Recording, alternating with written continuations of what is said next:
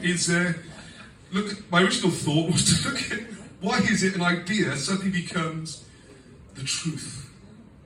This is done all the time. And what you find in academia, whatever subject it is, doesn't matter. The same thing happens, and it's ridiculous. The dates match up, and this is why I'm really glad I came to this, because you see this idea of resetting. I never thought of it like that before, because you find in all this stuff, with history, you go to 1714, 1715, when the Hanoverians came over and they just chucked out the whole of history. And the whole idea of the Celts was invented, the British and Irish are not Celtic. That's another myth, it was just invented. There's no ancient reference at all, the British, the Irish, no call themselves Celtic.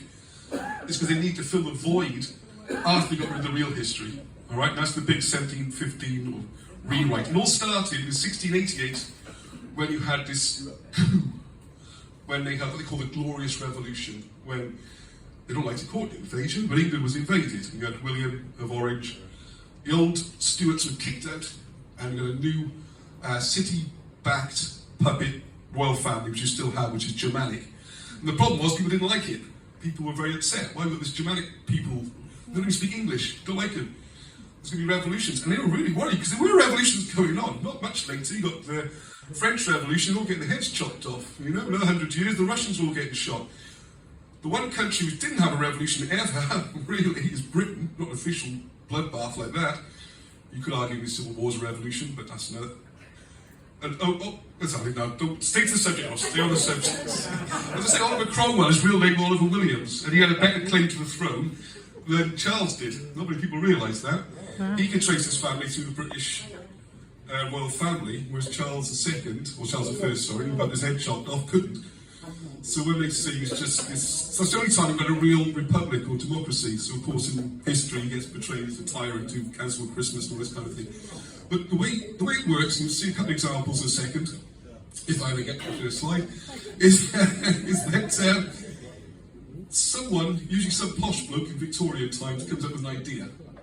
It's nothing more than an idea. And there might be all sorts of controversies at the time. It was this joker, it's just a ridiculous idea.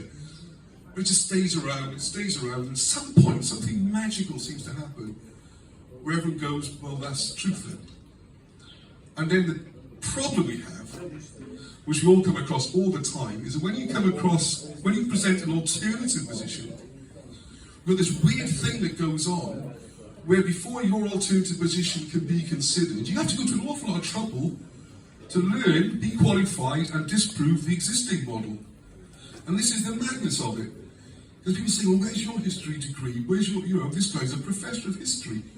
Like with you'll see in a minute how to read hieroglyphics. It's so easy. I'm going to show you. You'll learn it in 1 minute. So that's all it takes. It's that easy, okay? But this can't be right, because I'm not an Egyptology professor. So I've actually got communication with Swansea University, Egyptology department, and Aberystwyth University with the library. And they say, yeah, you need to show your acknowledgement, if you like, your appreciation of the existing paradigm. So basically you waste half your life learning this, just so you've got the right to say, actually, I think this idea might be different. So as this is flat Earth Britain, I would show some